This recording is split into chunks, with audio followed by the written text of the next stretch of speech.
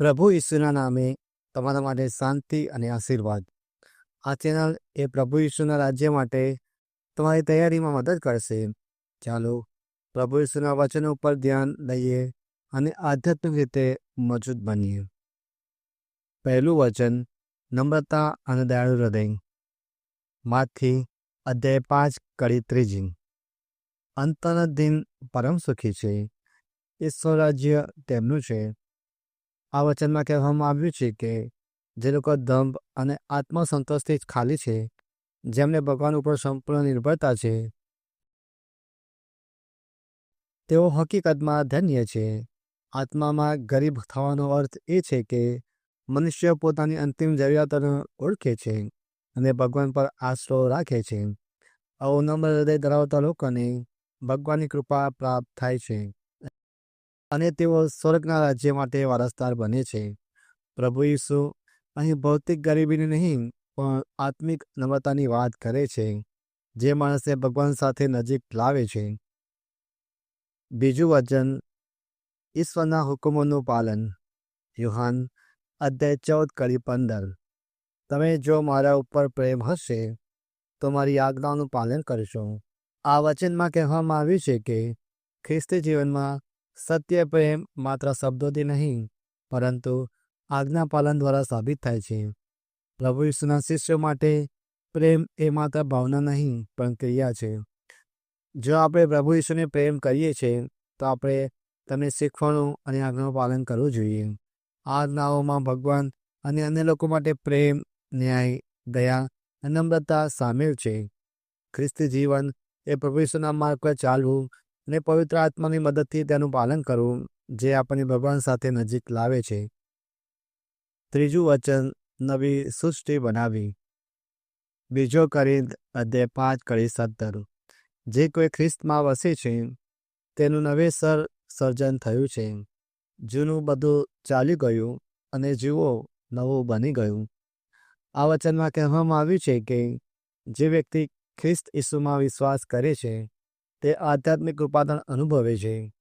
ખ્રિસ્તમાં આવવાથી પાપથી છુટકારો મળે છે, જીવનની નવી દિશામાં પ્રવેશે છે. જૂના જીવનની ભૂલો, દુઃખો અને પાપ ઓછા થઈ જાય છે અને નવી કૃપા, શાંતિ, પરમેશ્વર સાથેનું સંબંધ ઊભો થાય છે.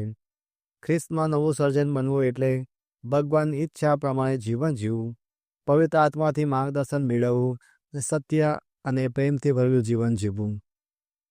ચોથું વચન, વિશ્વાસ દ્વારા પવિત્રતા. ગલાતિયા અધ્યાય 2 કડી 20.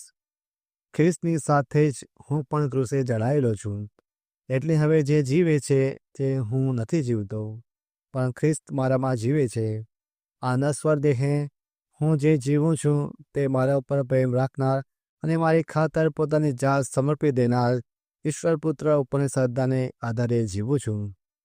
આ વચનમાં કહેવામાં આવ્યું છે કે ખ્રિસ્તમાં વિશ્વાસ દ્વારા આપણે આપણું જૂનું સ્વરૂપ મોત પામ્યું છે અને હવે આપણું જીવન પોતાનું નહીં પણ ઈસુ ખ્રિસ્ત માટે છે. આ વચન આપણને શીખવાડે છે કે જ્યારે આપણે પ્રભુ ઈસુ ખ્રિસ્તમાં વિશ્વાસ રાખીએ છીએ ત્યારે આપણે આપણું પાપ ભર્યું જીવન, જૂનું જીવન ખતમ થાય છે. આપણે નવા જીવનમાં પ્રવેશીએ છીએ, એક એવું જીવન જે વિશ્વાસ અને પ્રેમ દ્વારા પ્રભુ ઈસુ સાથે જીવાય છે. હવે જે કંઈ પણ જીવનમાં થાય છે તે પોતાની શક્તિથી નહીં પરંતુ ખ્રિસ્તના દયાપૂર્ણ જીવનથી થાય છે.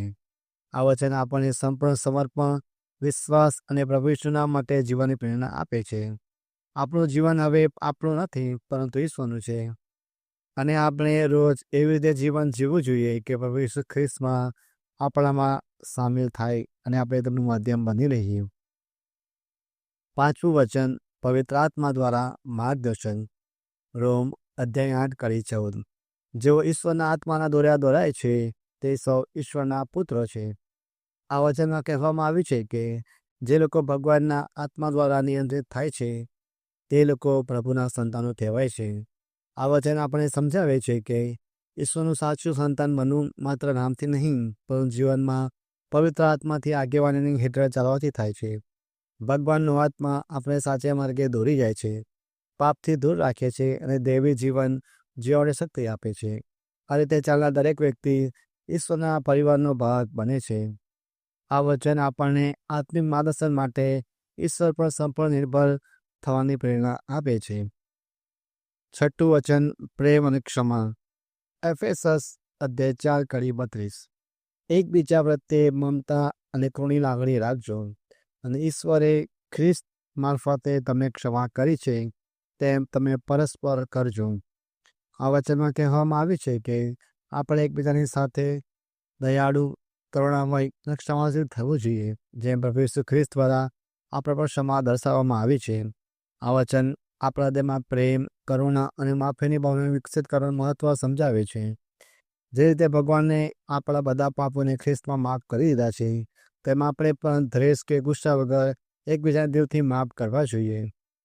આ વચનમાં કહેવામાં આવ્યું છે કે આપણે ખ્રિસ્ત જેવા વ્યવહાર માટે પ્રેરણા આપે છે, જેથી આપણું જીવન ઈશ્વરની સાચી દયાની છબી બની શકે. સાતમું વચન, ધીરજ અને શ્રદ્ધા. યાકોબ અધ્યાય 1:12. કસોટીમાં જે ટકી રહે છે તે માણસ પરમ સુખી છે, કારણ કસોટીમાંથી પાર ઉતર્યા પછી ઈશ્વર તેને ઇનામમાં જીવન આપશે, જે આપવાનું તેણે પોતાના ભક્તોને વચન આપેલું છે. આ વચનમાં કહેવામાં આવ્યું છે કે જે વ્યક્તિ પરીક્ષાઓમાં અને કપરા સમય દરમિયાન ધીરજથી સ્થિર રહે છે તે ધન્ય છે. ઈશ્વર આવા વિશ્વાસોને જીવનનું મૃત્યુ બક્ષે છે.